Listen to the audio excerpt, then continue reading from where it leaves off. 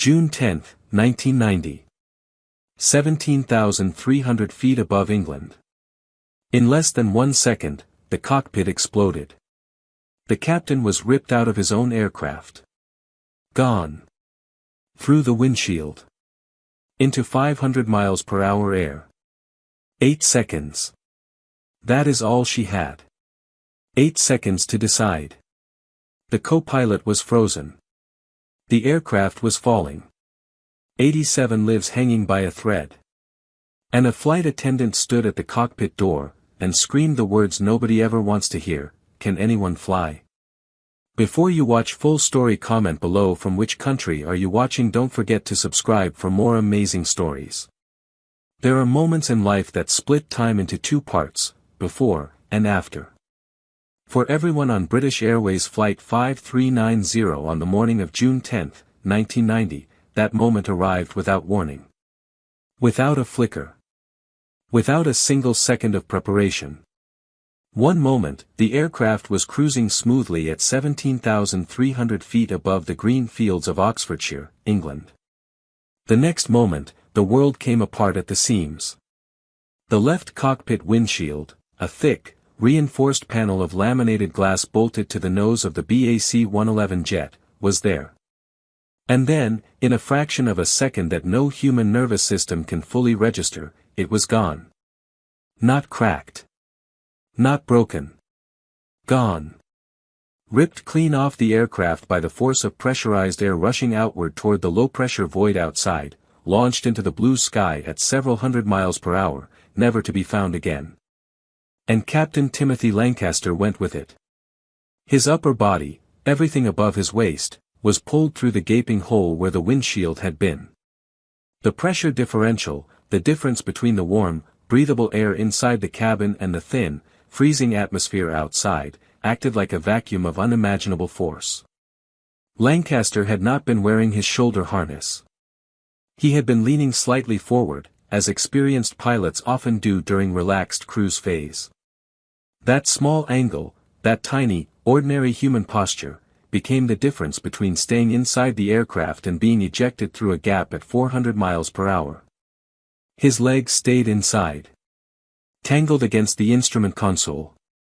His upper body was outside, pressed against the fuselage by an airstream moving at nearly 500 miles per hour, in air that was -17 degrees Celsius. By every law of physics, by every rule of biology, Captain Timothy Lancaster was already dead. He was not dead. But the only reason for that, the only reason at all, was a woman named Elena Vance. Elena Vance was in the forward galley when she felt it. Not heard it, felt it. A sudden, violent shift in the air around her, a pressure change that her body registered before her conscious mind caught up. Then came the sound. The crack. And then the roar, the overwhelming, bone-shaking roar of 500-mile-per-hour wind pouring into the aircraft through a hole that should not exist. 8 seconds. That is the number that defines what happened next. 8 seconds between the moment the windshield departed and the moment Elena Vance came through the cockpit door. 8 seconds in which a trained human being heard an explosion, processed what it meant, overrode every biological instinct screaming at her to stop, to hide, to protect herself, and moved forward, toward the noise, toward the catastrophe, toward the cockpit where the world had broken open. She pushed through the cockpit door and the scene hit her all at once. The gaping hole where the windshield had been. The deafening wind. Co-pilot Alastair Acheson, 39 years old, gripping the yoke with both white-knuckled hands, his face a mask of shock, his mouth open but producing no sound. And the captain, his uniform trousers, his black regulation shoes, disappearing out through the void into the open sky. Elena Vance did not stop to think. She grabbed his belt. Sound CUE, the continuous, violent howl of wind. Alarm tones beginning to layer. A human voice, female, sharp and controlled above the chaos. The wind pulled at Lancaster's body with a force that Elena could not measure and could not fight with raw strength alone. She wedged her feet against the instrument console. She leaned back. She locked her hands around his belt and she held on with something deeper than muscle, something that existed below the level of conscious decision. The force was extraordinary. Her arms burned immediately. Her fingers ached. The cold air pouring in from outside dropped the cockpit temperature by the second. She held. Co-pilot Alastair Acheson was not flying the aircraft. He was gripping the controls, yes, but the grip was automatic, the grip of a man in shock whose hands remembered their training even as his mind had temporarily shut down. He was staring at the hole. He was breathing. He was not flying. Elena looked at him. She looked at Lancaster's legs in her grip. She looked at the instruments, altitude dropping, the autopilot disconnecting, the aircraft beginning a slow uncommanded pitch downward. And she understood, with the total clarity that only genuine emergencies produce, what needed to happen in the next 10 seconds. She did not ask. She did not suggest. She commanded. Elena Vance, Alastair. Fly the plane. Right now. Hands on the controls. Fly the aircraft. Something changed in Alastair's face. A circuit reconnected. The glazed, unreachable look cracked open and behind it was a pilot, a trained, experienced pilot, and he came back. His hands moved. His eyes found the instruments. His feet found the rudder pedals. British Airways Flight 5390, carrying 81 passengers and 6 crew at 17,300 feet, continued through the sky, no longer alone in its emergency. But Elena was not done. She turned toward the cabin door and yelled the words that would define this incident forever, the words that cut through the roar of the wind and the screaming of alarms and the shock of every person on that aircraft. Elena Vance, can anyone fly? Is there a pilot on this aircraft? The cabin was silent for one terrible second. Nobody came forward. Which meant, Elena understood, in the cold, precise way she understood things when everything was on the line, that the two pilots in the cockpit were the only pilots available. Alastair, who was in shock. And Elena herself, who had not sat in the left seat of any aircraft in 3 years, and who had not told a single person on this aircraft, not her supervisor, not the airline, not anyone, that she had ever flown at all. Today, that secret was going to come out.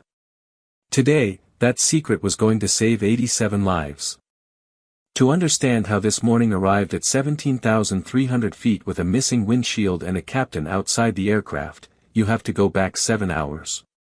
You have to go to a maintenance bay at Birmingham International Airport, in the early hours of June 10, 1990, where a senior maintenance supervisor was working a night shift task that should have been completely routine. The task was this: replace the left side cockpit windshield bolts on BAC 111, registration GBJRT. The previous bolts had been flagged as potentially non-standard. The supervisor had the aircraft maintenance manual. He had the part number for the correct fasteners, specification A211-7D. He had access to the airline's maintenance stores. He was experienced. He was qualified. He was, by every reasonable measure, exactly the right person to do this job. What he was also, on that particular night, was tired. Working alone, as was standard on night shift maintenance tasks. Moving quickly, because there were other tasks on the list and the aircraft had a morning departure.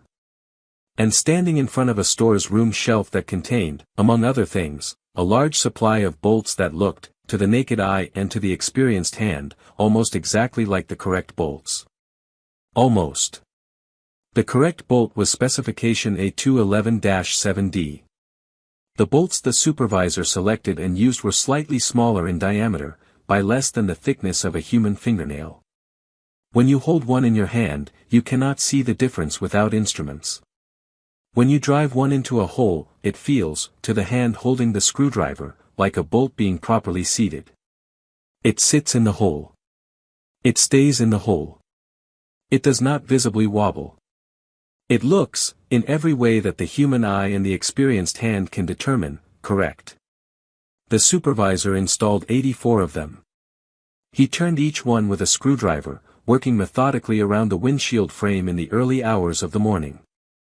He checked his work. The windshield appeared properly installed. The bolts were in. The aircraft looked right. He signed off on the maintenance log, job complete, return to service.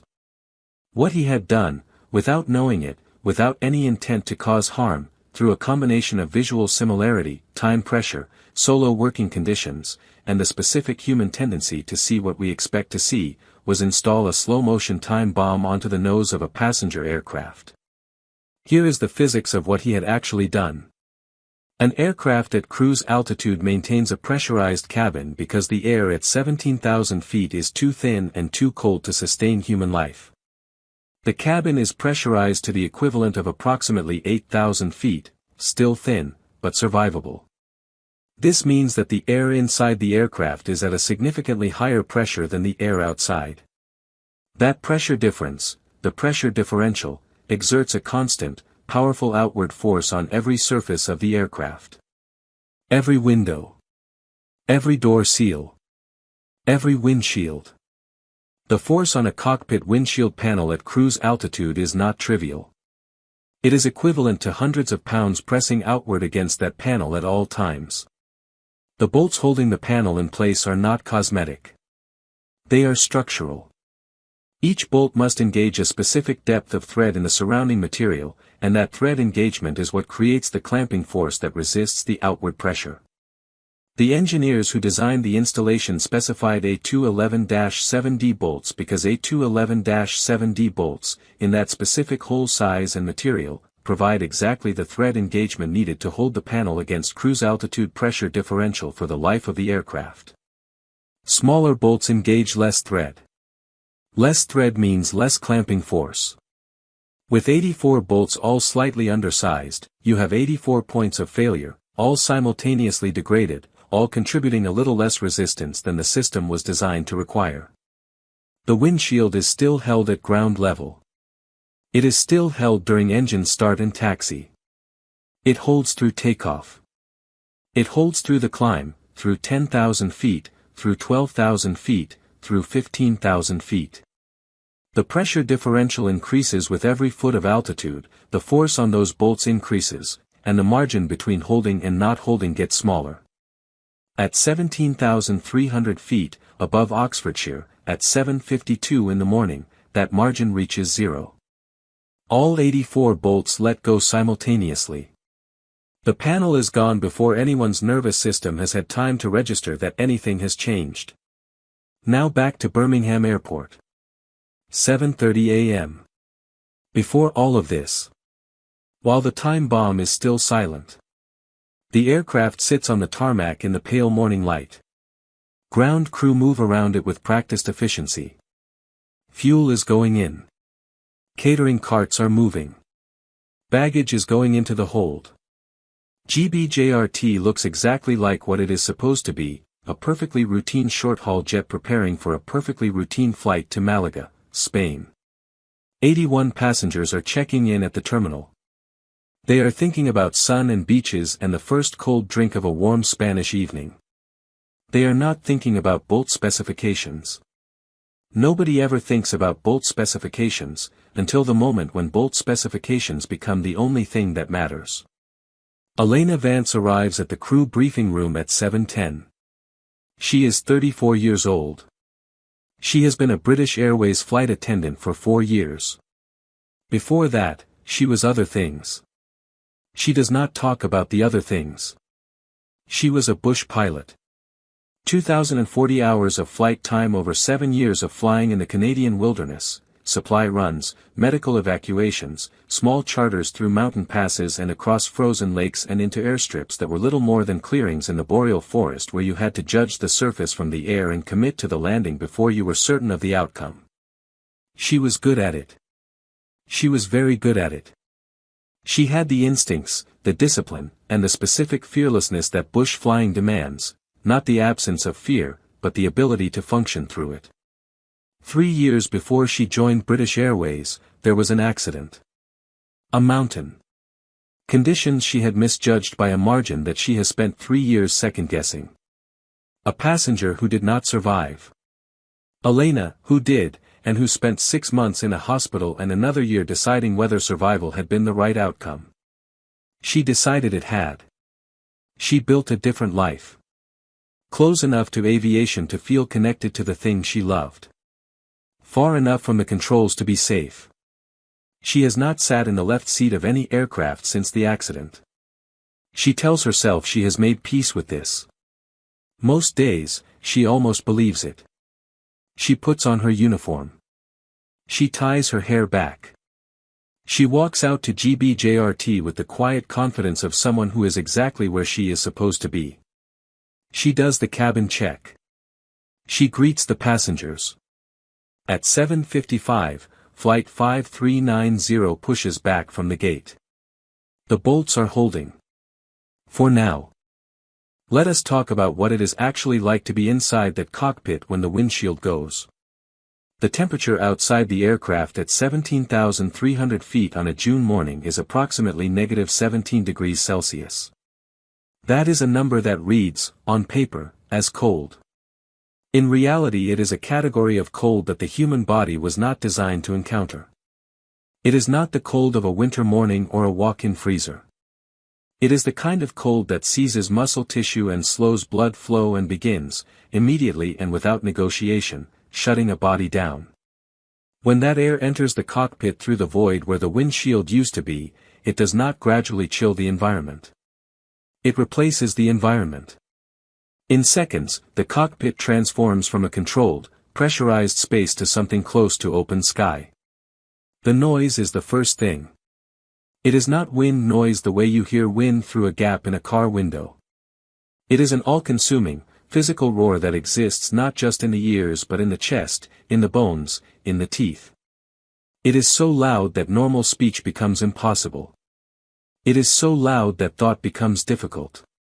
The human nervous system has no category for this sound and responds to it the way it responds to all extreme stimuli, with a flood of adrenaline so large that it temporarily overwhelms higher cognitive function. This is not weakness. This is biology. The body is redirecting resources to survival, and in this specific emergency, survival instinct and effective action are not pointing in the same direction. Alastair Aitchison is experiencing all of this simultaneously. He is 39 years old, an experienced and skilled co-pilot with thousands of hours in the air. In the first 30 seconds after the windshield departs, he is not making decisions. The part of his brain that makes decisions has been knocked offline by a neurochemical storm his body generated in response to a threat his training could not have fully prepared him for. His hands are on the controls because his hands were already there, and his hands remember their training even as the rest of him does not. He is surviving, not flying. His oxygen mask deploys automatically. The pressure warning system triggers it. But the mask is only doing part of its job, because the cockpit is exposed to the outside atmosphere and the oxygen flowing through the mask is fighting a losing battle against the thin, cold air howling through the gap. Now add hypoxia to the equation. Hypoxia is what happens when the brain does not receive sufficient oxygen. At 17,000 feet, even with supplemental oxygen, the partial pressure of oxygen in the available air is low enough that cognitive degradation begins within minutes. The symptoms of hypoxia are insidious precisely because they are invisible to the person experiencing them. You do not feel stupid. You do not feel impaired. You feel, if anything, slightly calm, a warmth, a sense that things are not quite as urgent as they seemed a moment ago. Your peripheral vision narrows without your noticing. Your reaction time slows without your knowing. Your ability to manage multiple streams of information simultaneously, which is exactly what flying a distressed aircraft demands, degrades in a way that is measurable from the outside and completely invisible from within. Alastair is hypoxic. Mildly, the oxygen is flowing, the mask is on, but enough. The task of managing this emergency feels, from inside his head, slightly further away than it should. Slightly more abstract. The alarms are ringing. He knows they are ringing. He cannot fully process their meaning. Outside the cockpit, Captain Lancaster's situation defies biological expectation. His upper body is pressed against the outer surface of the fuselage, directly forward of the cockpit window frame, the airstream pinning him there with a force measured in hundreds of pounds. His arms move with the wind, passive, like flags. His face is directly exposed to the 500 miles per hour airstream at -17 degrees Celsius. The frostbite begins immediately. The aerodynamic forces on his body are extreme. He should not be alive. But Elena is holding his legs. And she is thinking. This is what separates Elena Vance from this situation, not raw strength, not luck, not the absence of fear. The ability, built over 2,000 hours of flying in conditions where the price of not thinking was always the same, to keep the reasoning part of herself operational when every other part is screaming at her to let go. Her arms are burning. The cold is extraordinary. The noise is beyond anything describable. And inside all of that, she is making a list. Fly the aircraft. Communicate. Stabilize. Land. In that order. Without skipping steps. Without panicking. Without letting the weight of what she is carrying, both the captain's physical weight and the weight of the decision she is about to make about herself, stop her from moving forward. Sound CUE, the wind roar continues, relentless. Alarm tones layer beneath it. Underneath both, the sound of a human being in extreme physical distress, holding on. She calls over her shoulder to Susan, the junior flight attendant who has appeared in the cockpit doorway, 22 years old, frozen with the specific terror of someone who has walked into a nightmare that her training covered but could not fully prepare her for. Elena Vance, Susan. Get to me now. Take his legs. Hold them exactly as I am holding them. Both hands. Do not let go. Do you understand me? Whatever happens, do not let go. Susan crosses the cockpit. She takes the captain's legs. She grips them the way a person grips the thing standing between them and the worst possible outcome. Elena feels the weight transfer. She takes one breath. She turns toward the controls. She has not sat in a left-hand seat in 3 years. The accident is right behind her eyes, as available as it has ever been, a loop that never fully stops playing. She does not let it play. She locks it behind a door in her mind that she has learned to keep closed, and she focuses on what is in front of her. Alistair Atchison hears her voice before he fully registers who is speaking. Elena Vance, Alistair. Listen to me. I need you to fly while I handle ATC. Can you fly the aircraft right now? Just nod if yes. He nods. His hands are on the controls. He is back, enough. The shock is retreating to a manageable distance. He nods again, more firmly. Elena Vance, maintain 250 knots. Initiate descent to between 12 and 14,000. Do it now. I will call ATC. He turns his head slightly. On his face is a question he cannot form with words. How does she know what 250 knots means? How does a flight attendant know approach speed numbers? How does she know to specify altitude in hundreds?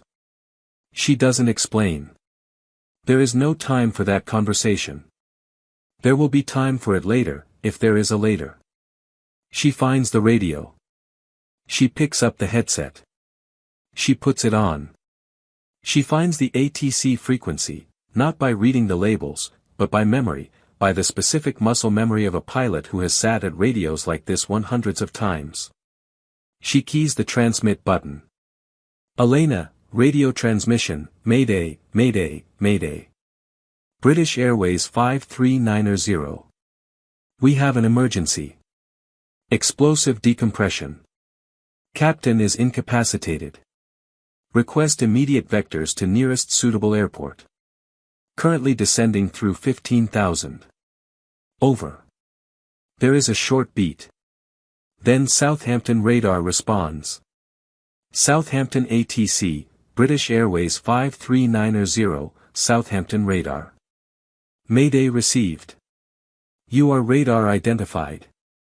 Turn left heading 270. Descend to 5,000 feet. Southampton Airport is available. QNH 1015.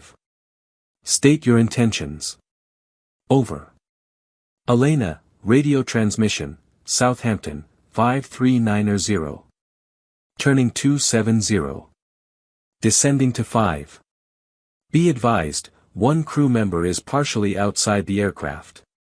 He is being held by cabin crew. Request fire and medical services on ground. We will be landing at high speed. Need longest available runway. Over. In the Southampton ATC Center, that transmission stops everything. There is no procedure for crew member partially outside the aircraft, being held by cabin crew. A controller who has spent years managing the controlled, technical rhythm of approach sequences is now holding a transmission that has no category. He composes himself. He responds. Southampton ATC, 5390. Understood. Runway 13 is available. 2011 meters. All emergency services being scrambled now. You are cleared for immediate approach. No traffic in your way. We are with you all the way down. Over. Alastair Acheson has heard all of this. He is flying, actually flying, his concentration sharp and focused now. The sound of Elena on the radio, the correct phraseology, the correct numbers, the total, unmistakable calm authority of a pilot talking to ATC, has done something important to him. It has told him he is not alone. It has told him there is someone in this cockpit who knows exactly what they are doing. And that information, more than anything else, has brought him fully back to himself. He turns to look at her. Alastair Acheson, who are you? 3 words. Not a sentence. The blunt output of a mind that has had a revelation and needs to give it language. Elena Vance, later. What is your hydraulic status? He blinks. He reads the hydraulics. He answers. They continue. 22 minutes. From the moment the windshield departed to the moment the wheels touched the runway at Southampton Airport. That is the window. 22 minutes in which every decision matters, every instrument reading matters, every word spoken between Elena and Alastair in Southampton ATC carries the full weight of 87 lives. The immediate problem is visibility. Without the left windshield, the cockpit is exposed to a screaming airstream that makes it physically difficult for Alastair to look directly at the instruments on the left side of the panel. He has to turn his head at an angle that keeps his eyes out of the direct blast to read the gauges, which means he cannot maintain continuous instrument contact. He is flying partially blind, by feel and by memory and by the brief intervals when he can turn into the wind to check a reading. Elena helps with this. She is positioned in the jump seat, the observer's seat behind the center console, elevated slightly, with a clear view of both instrument panels that is better than Alastair's in these conditions. She begins calling out readings, steady and precise, the way a pilot calls a checklist, not rushing, not performing urgency, just delivering information at the rate it can be used. Elena Vance, airspeed 248, coming down. Altitude 12,005. Vertical speed 1100 feet per minute. Altimeter set 1015. Alastair adjusts. He pulls back slightly on the yoke, reducing the descent rate. Alastair Acheson, VSI. Elena Vance, 800. Better. Heading 272, you are slightly right of course. He corrects. They are becoming a crew, not through months of simulator sessions and official training, but through the emergency itself, through the immediate, brutal necessity of working together where the feedback loop is instantaneous and the cost of poor communication is not abstract. Elena is doing something else, alongside the instrument calls. Something she does not tell Alastair she is doing, because there is no time to explain it. She is navigating by dead reckoning. Dead reckoning is the oldest form of aerial navigation. It predates GPS, predates radio beacons, predates anything except a compass, a clock, and knowledge of the wind. You know your starting position. You know your heading. You know your airspeed. You know your elapsed time. From those 4 pieces of information, you calculate where you are. It is not precise. It accumulates small errors. But when the screens are partially obscured and you are managing an emergency with no spare cognitive capacity for dedicated navigation, it is what you have, and in the hands of someone who built 2,000 hours of flight time in the Canadian wilderness where GPS did not exist and radio beacons were sometimes not available, it is enough.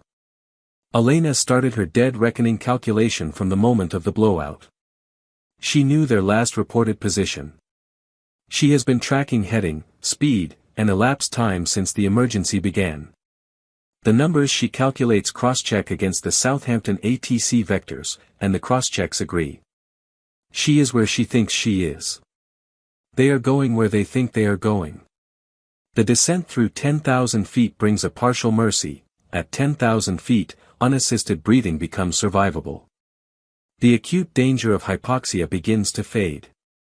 Alistair's thinking clears further, and with it comes a realization, a technical problem that needs solving before they get to Southampton. Alistair Acheson, I am worried about flaps.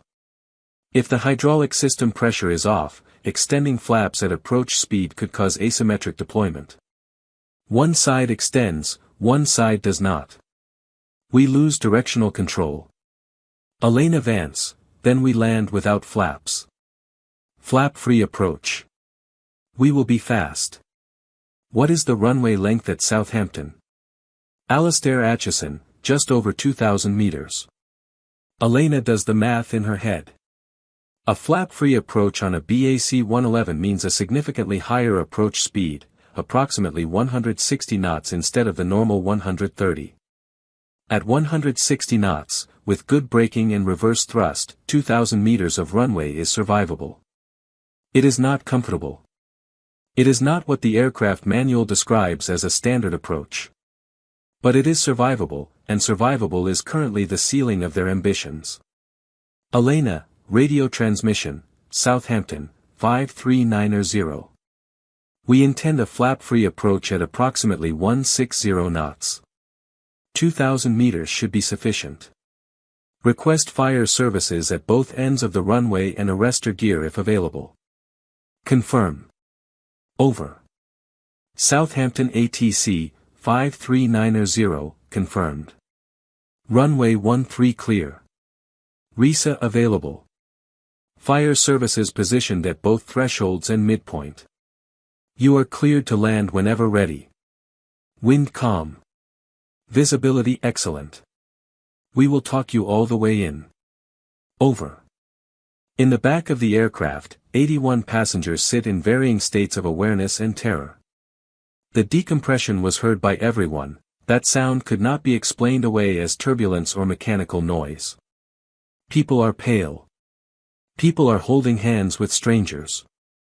The 3 remaining flight attendants are moving through the cabin with the specific, calibrated calm of people whose training is the only thing standing between them and panic. They tell passengers to stay seated, keep seatbelts fastened, breathe normally, that the crew has the situation under control. In the forward galley, visible through the open cockpit door, Susan is still on her knees, holding the captain's legs. Her knuckles are white. Her arms are shaking in the way that muscles shake when they have gone past fatigue and are now operating on reserves that she did not know she had.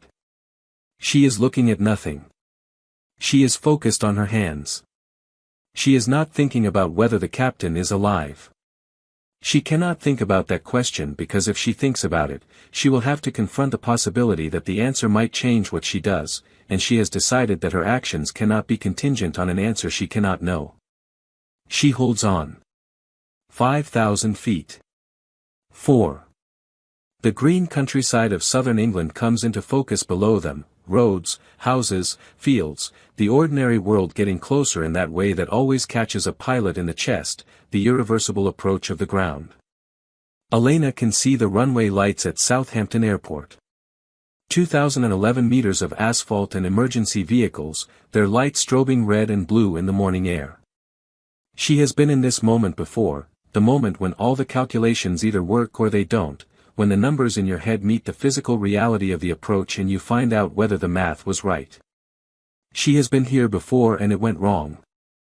She is here now and it is going to go right. She has done the math. The math is good. She allows herself 3 seconds. She lets herself think about the mountain, the approach, the clearance she misjudged, the passenger who did not survive. She lets it come fully, without flinching. And then she puts it back behind the closed door. That was then. This is a different aircraft, a different approach, a different calculation. She is a different pilot than she was 3 years ago, because 3 years ago she had not yet been the person who held a captain's legs through an explosive decompression and talked a distressed co-pilot back to himself and navigated to Southampton by dead reckoning while calling instrument readings over the roar of 500-mile-per-hour wind. She is that person now. Elena Vance, Alastair. Gear down. We are 6 miles from the threshold. I will call speeds. Alastair Atchison, gear down. 3 greens confirmed. Elena Vance, good. Power back to approach setting. I want 165 on the speed. Southampton, 539er is on finals, runway 13. 6 miles out. 1,000 feet. Over. Southampton ATC, 539er, you are clear to land. The runway is yours. All services are ready. You are doing brilliantly. Over. That last phrase, you are doing brilliantly, is not standard phraseology. It is a human being in a radar room who has been listening to this emergency for 22 minutes saying the most useful thing one person can say to another at the end of a very long tightrope: you are almost there. Keep going. The last 500 feet of any approach are the moment of maximum commitment.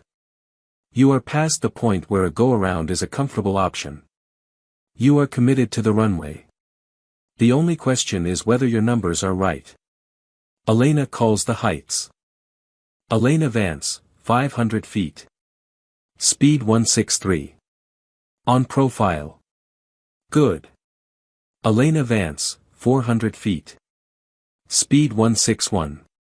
Slightly fast. Reduce power. Gently. Alastair's hand moves on the throttles.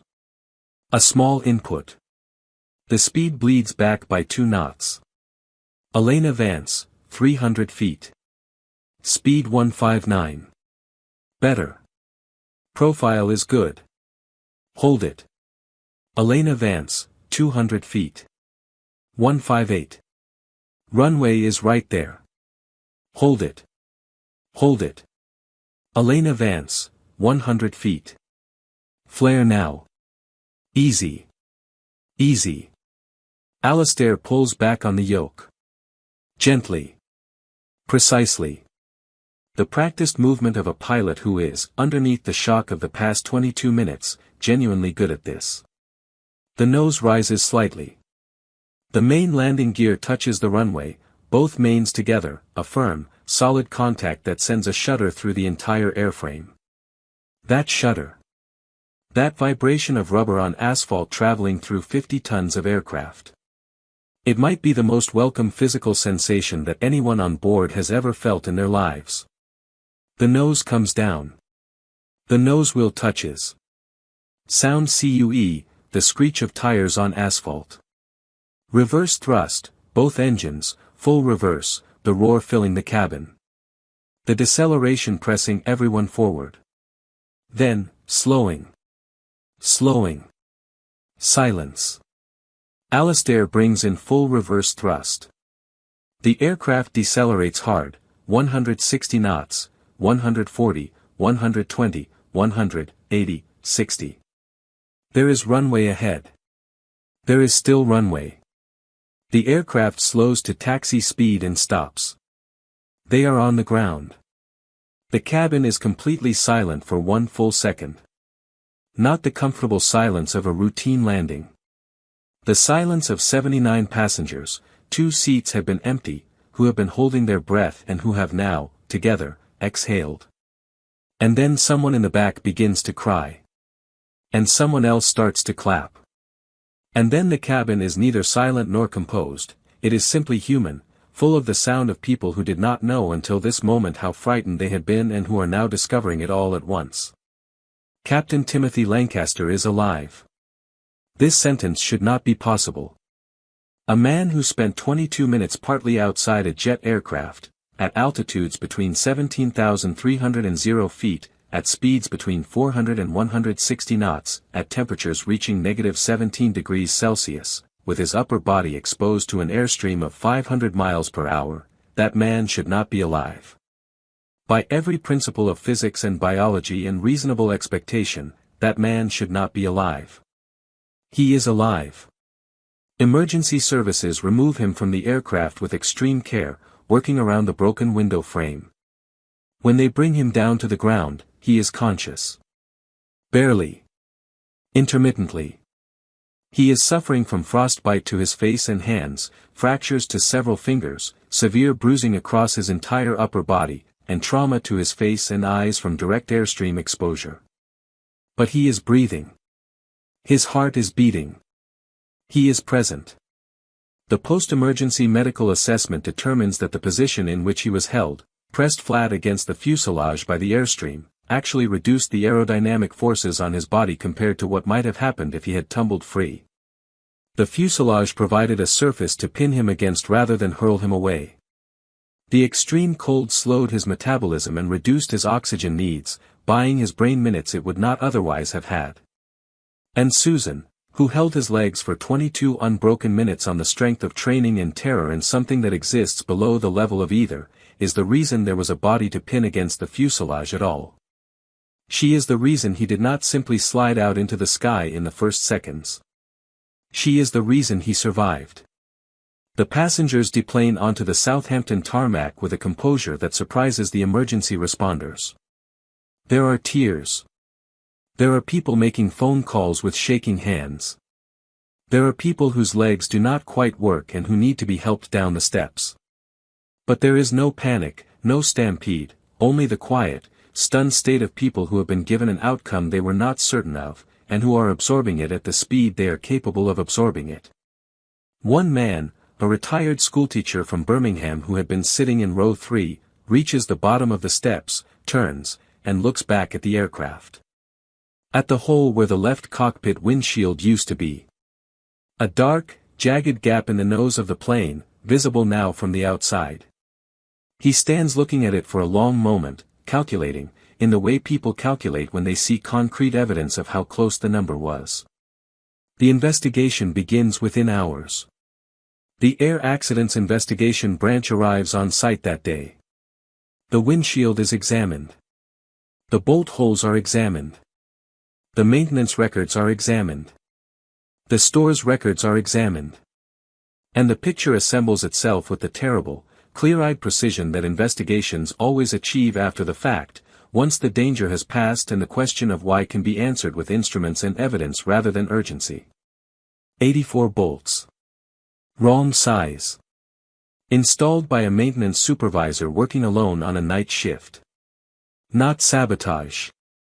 Not malice. Not negligence in any legal sense that implies recklessness or disregard. Human error, in the specific shape it always takes when accidents happen, a person doing their best with incomplete information, under conditions that made a mistake easy to make and impossible to detect without instruments specifically designed to catch it. The investigation findings change aviation maintenance practice in ways that remain in effect today. The requirement for a second-person verification of critical fastener specifications, what becomes known as the two-person rule for high-consequence maintenance tasks, is directly traceable to Flight 5390. The part numbering system for windshield fasteners is revised to make confusion between similar-sized bolts much harder. Torque verification for windshield installations becomes an explicit written requirement rather than an implied professional standard. 84 wrong bolts.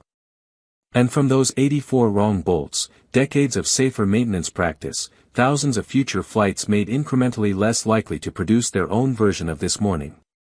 That is how aviation safety works. Someone's worst day becomes everyone else's incremental protection against their own worst day. The accident does not unhappen. But it is not wasted. Elena Vance's story emerges gradually over the hours and days following the incident. She does not volunteer it. She answers investigators' questions accurately and completely, because she understands that the investigation is more important than her privacy, and because her actions in the cockpit are part of the evidence record whether she chooses them to be or not. She describes her background when asked. 2040 hours. Bush flying. Canada. The accident. The decision to stop. The story reaches the press within 48 hours. It takes on a shape in the telling that Elena does not fully recognize as herself, the hero, the secret pilot, the woman who walked into a destroyed cockpit and brought everyone home. The facts in the stories are accurate. The texture is incomplete. They do not describe the locked door in her mind. They do not describe the 3 seconds on final approach when she let herself think about the mountain, and then put it away. They do not capture the specific weight of carrying a past failure into a present crisis and choosing, in 8 seconds and for 22 unbroken minutes, not to let the failure decide. She does not correct the stories. She understands that what people need from them is not the full complexity of what it felt like to be her in those minutes. What they need is the knowledge that it is possible, that a person can carry the weight of a past mistake and still, when the moment requires it, find the capacity to act. That is a useful thing to know. It is worth the simplification. She visits Captain Lancaster in the hospital 3 weeks after the incident.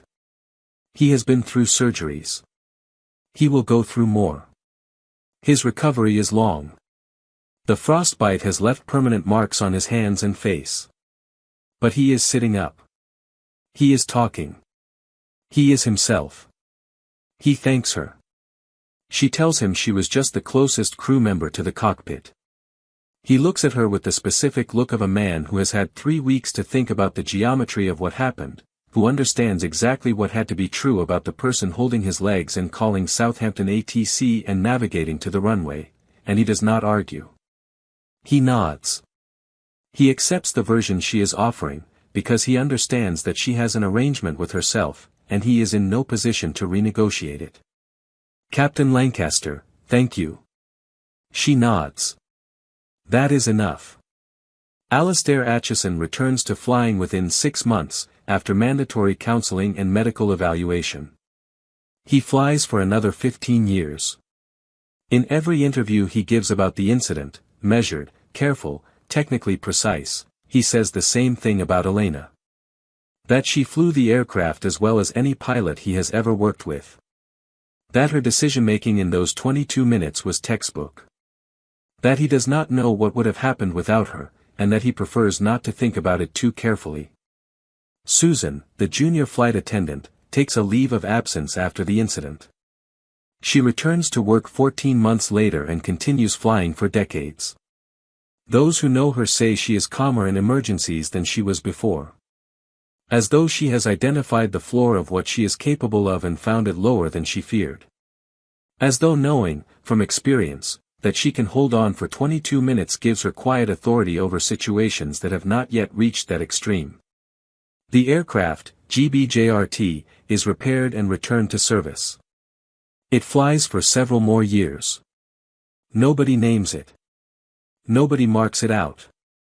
It carries passengers through the ordinary miracle of flight from one place to another, its windshields properly fastened, its bolts properly sized, completely unaware of what it once asked of the people inside it. And the 84 bolts are in evidence storage at the AAIB, tagged and catalogued. They look exactly like the right bolts. You would not know, holding one in your hand, that it was wrong. You would need a micrometer and a specification sheet and the specific intent to verify. You would need to know that almost right is not right, and that in aviation, the difference between almost and exactly is the difference between an uneventful flight and a flight that changes everything. That is the lesson. That is the lesson that Flight 5390 burned into the maintenance procedures and regulatory frameworks and safety checklists of commercial aviation, at a cost that was very nearly measured in lives. The lesson is not complicated. It is not even surprising. But it needs, apparently, to be learned over and over, in different cockpits and different critical moments of human inattention, and when it is learned in an incident that produces no fatalities, that produces instead a story of extraordinary competence and the specific grace of people doing their jobs at the absolute limit of what their jobs can ask, then that is not nothing. That is, in the language of aviation safety, the very best possible outcome. Elena Vance does not go back to flying immediately. She thinks about it in the weeks after the incident, more than she has allowed herself to think about it in 3 years. She takes out her pilot's license, still current, because she has been maintaining her medical, some part of her unwilling to let that door close completely, and she holds it in her hands. She reads her own name on it. She thinks about the approach to Southampton. The numbers she called. The way the aircraft responded. The feeling of the runway coming up through the airframe when Alistair set it down. She thinks about the mountain. And then she does something she has not done in 3 years. She picks up the phone. She calls a small flight school outside Birmingham. She books a lesson. Not because she has decided anything. Not because the locked doors are open or the weight has been lifted or the accident has been resolved in some clean, narrative way. But because she has spent 22 minutes remembering what she is capable of. And that information does not belong in a drawer. She earned it once, in the Canadian wilderness, over 2,040 hours of flight. She earned it again on June 10, 1990, at 17,300 feet above England, in 8 seconds and held for 22 minutes. It is hers. Whatever she does with it from here, it is hers. On June 10, 1990, at 17,300 feet above England, a windshield left the nose of a BAC 111 because 84 bolts were slightly too small. A captain was taken outside his aircraft by 500-mile-per-hour air. A junior attendant held his legs for 22 minutes. A co-pilot held the aircraft steady. And a woman who had been hiding from the best thing she had ever done walked through a cockpit door and remembered it. 84 bolts. 87 people. Nobody died today.